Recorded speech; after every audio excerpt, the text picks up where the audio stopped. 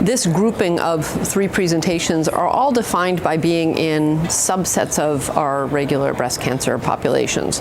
So the EAZ171 trial was a really interesting trial because it built on taxane neuropathy and trying to unpack the reasons for taxane neuropathy and maybe being able to identify populations that are particularly at risk for neuropathy. The group that presented had previously shown in large adjuvant trials that are mostly in white women that the type of taxane one receives, the schedule and the nature of it matters, with weekly schedules of Paclitaxel having more neuropathy than every 3-week Docetaxel. They also found that black women had a higher risk of neuropathy. And as they were trying to figure out predictors for this, they found 2 germline variants that appeared to be relevant in black women, but that was a very small subset of the population in those big trials.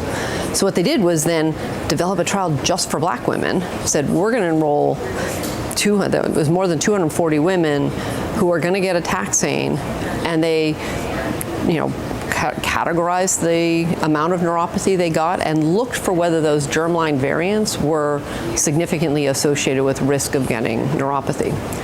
Now, in the end of the day, the germline variants did not predict neuropathy. Weight, BMI being either overweight or obese did, and the nature of the taxane. It wasn't randomized for the taxanes, unlike the parent trials. It was dealer's choice. But similar to the previous trials, it was worse with Paclitaxel than with Docetaxel, at least weekly Paclitaxel versus every 3-week Docetaxel.